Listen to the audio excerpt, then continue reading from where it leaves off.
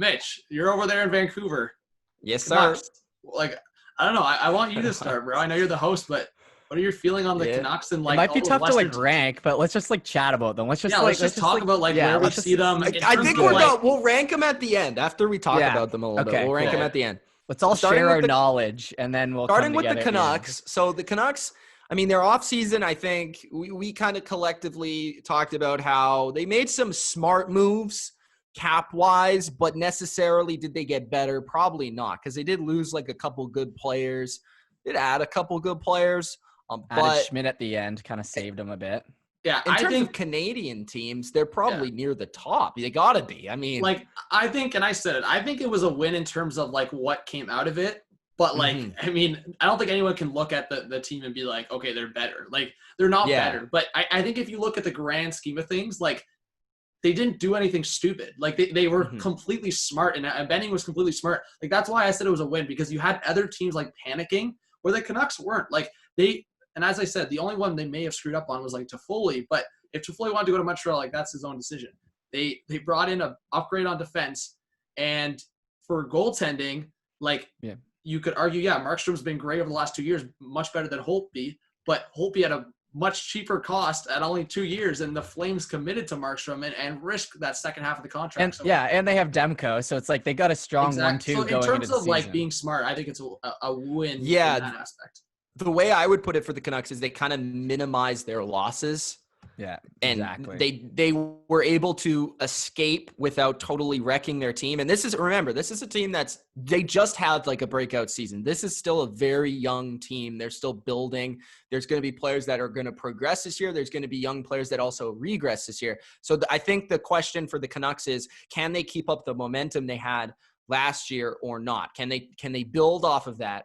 Or are they going to take a step back this year? Maybe you have to take a step back before you take another step forward, but we'll have to see with the Canucks. But I definitely think, it'll be hard to top what they did last year. It'll be hard to top what they did last year, but I mean, like you said, it could have been a lot worse, and they managed to escape that. So they're a top-ranking Canadian team. I mean, they have to be. They made it the furthest out of the playoffs last year. Yeah, exactly. We got Winnipeg. I mean, who knows? Like Winnipeg's like, I don't know, like. The stuff, it's kind of weird that they talk about trading Laine so much. I mean, he's a stud, so like I don't really understand that totally. I know some Winnipeg fans. I think he's kind of overrated, though. I think he kind of is. Yeah, but he always has been.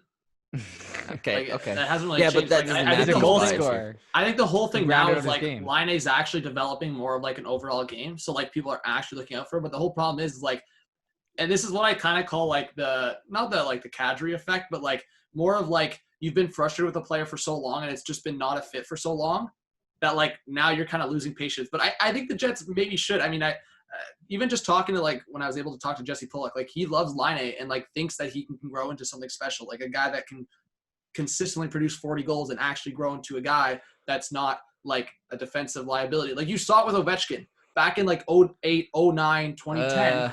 When the Capitals were never winning. Let's not compare them. Yeah, but Mitch, think about it. It's not a comparison to the full extent, but in terms of growing as a player, as a young goal scorer, Ovechkin was full of himself. He was full of himself. He thought he was untouchable. He thought he was becoming the greatest goal scorer, which, I mean, yeah, he was. Yes. But he had so much room to grow, and that's why the Capitals never won. They never won with the core of Mike Green and Alexander Semin and that whole group together, Backstrom, Ovechkin, because they were just – a bunch of them were immature. Ovechkin and Semin, they were like – partying every other night. Like they were just out there to score goals and do nothing else. Like Ovechkin would park himself on the power play. Now, as you saw it over the last few years, he actually developed a bigger game. He got physical. Yeah. He actually got back into the corners. And they won a cup. So and that's why I'm saying, like, with the Winnipeg Jets, Laine, I think, is a huge piece for them. But you have to look at the different perspective of, like, is he a fit? And they haven't seen him as a fit on the top line. That's been kind of Kyle Connor's spot with Wheeler and Scheifele. And on top of that, you still have so many holes on that back end. Like, their defense is so weak. They didn't make enough changes. They brought back DeMello, but who else is on that defense? I don't know your guys' thoughts, but they lack on the defense group. Yeah, they were you go, Mitch. Yeah, I just think like they had their opportunity. Their window was kind of there for a couple of years, and then it sort of just faded away. They lost Byfuglien. They lost some just defensive overall talent and depth.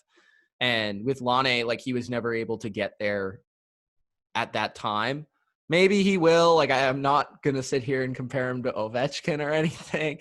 But, yeah, they're an interesting team. Like, they certainly have players that you can work around. And that's the thing. That's the fundamental thing with these teams. Like, do you have, like, 3 or 4 guys that are, like, core to the team? Because if you do – Scheifele, he's definitely one of them. Yeah, exactly. So. Scheifele's their best player, no doubt.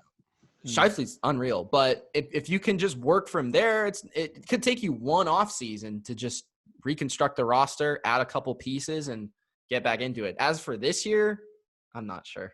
I don't know. All right. I guess keep it moving west. Is that what we're gonna do? Or keep it moving east, Sure. I guess. We started far west. I mean, what about the we can go Leafs? Flames Oilers. Yeah, all right. Well, we're gonna save the Leafs. We'll start with the Flames. We'll start with the Flames. All right. Oh, here we go. This is new stuff for Jeff. He wants to go Flames before Oilers here. I'm not gonna lie. Yeah, I don't because know they're a obviously ton better. about a ton about the Flames, and I don't like them at all. So I can kind of let you guys take this right. one. This is what I'll say about the Flames, and I think I still have concerns about their consistency up front. Like, there's been so many issues of like consistency from Monahan, consistency from Gaudreau, consistency from Kevil's guy Backlund, but I think like you look at that offense, and it's like, I mean, Mitch's word, it's not sexy a lot of the times. Like they have holes in terms of like guys that can really step up, and it's like they've relied on so many years of like the Gaudreau, Monahan, and Elias Lindholm line, and Lindholm's been great at times. But now the guy is Tkachuk, and if anything, if there's like that sexy aspect, it's Tkachuk. So there's been Gaudreau trade rumors, there's been Monahan trade rumors, but at this point, it's Matthew Tkachuk. But do they have the depth? I don't know if they have the depth up front. I don't know if they have the secondary guys. But I love the moves they made defensively. And I think they lost Brody, but they brought in like Tanev, and you have Valimaki and Shillington there to grow. So your top 6 for me, and if Hanifin can bounce back, and they have the potential of the goaltender. Like, I think you guys had your question marks, but at this point, for me, I think Markstrom coming back healthy, it's going to be a break here. For at least the next couple of years, he's going to be what he has been, or at least close to that. And for that, that's what the Flames have lacked. Riddick and Talbot and all the guys before that, all the way up until when they had Kiprusoff, they haven't had that guy. So I think Markstrom fills that. Like I said, the offense is a question mark, but I actually like the Flames. There's a lot going into next year. Yeah, I mean, I'm glad the Oilers didn't sign Markstrom to that contract, but I'm also not going to deny the fact that they have like an elite goalie supposedly in their like playing for them now, which they didn't have last year. So that could definitely be a game changer for them. Like, you know, the next couple of years at least. So my question is, like, does that getting that goaltender kind of allow them to play the style they've kind of always wanted to play? Like you mentioned, Tkachuk is like their star or whatever. Like, even he can score goals and all that, but like he brings like a toughness and a grit to the ice that it is different. And it almost allows them to play into their defense, which has been their strength for the past like decade. Yeah. So if they have that goalie that they can actually rely on now, does that actually make them a better team, the team that they've always wanted to be, instead of having to play in these high scoring affairs where they haven't necessarily had the scoring to keep up with some of the top teams? Well, of course, because they have the guys that are physical. I mean, like outside of Tkachuk, you have Sam Bennett, you have Milan Lucic. You have guys that are not afraid, like, to get a little dirty. And I mean, Lucic is like whatever at this point. But I think Sam Bennett is actually probably the one underrated guy that it's been so many question marks, like high draft pick, never really panned out. But he showed in the playoffs. Mitch, he showed in the playoffs that he can be that guy. He has talent, but he's just never like put it together for me. He showed in the playoffs for me that he could be an X factor that steps into the second line if need be. I think he's really versatile. He's just always struggled. But now, if he can establish what he did there and be a guy that can kind of shift on that second, third line. If Laine is Ovechkin, is Bennett like Joe Sakic or like? Okay, let's relax. I never said Laine was comparable to. That was a good comparison. That was a good comparison. I'm just joking. In terms of a young goal scorer growing into his own, I'm not saying Laine is going to be the next generational best. If anything, I don't know why people ever had Laine and Matthews. I think Matthews, if anything. Don't act like Matthews was on pace like for McDavid well over. Or Crosby. Matthews got 46 goals in a shortened season last year. Yeah, that was crazy. But, yeah, I don't know. Plus, the thing about Sam Bennett, he was the guy who was picked right after Leon Draisaitl, wasn't he? No. One pick after. I think it was a couple picks later. But yeah. No, but maybe Bennett could be. Maybe he could be a guy that it takes a little longer to develop. I won't throw it out there. I thought it was Reinhardt at 4. No, Reinhart was at 2. Oh, Reinhart was at 2, Buffalo. Bennett at like 4. Okay, yeah, you're right. Yeah, and Draisaitl 3, and then Reinhart was at 2. I can't believe they picked Reinhart at 2. Ekblad 1. Let's get to the Oilers, guys. Let's get to the Oilers. That trash team. Go ahead. I don't know. What have they done since we last talked, John? Signed Dominic Cahoon. Totally what a maneuver. Totally helping their friend. You're a Pittsburgh fan, Mitch. You know he's a solid player. I think he's a solid player. I was actually surprised that he was able to get out there so cheap. I know. Honestly. 1 year, $975,000. I mean, it's definitely a COVID contract. He would have signed higher if it wasn't. But I'm not going to be the one to complain.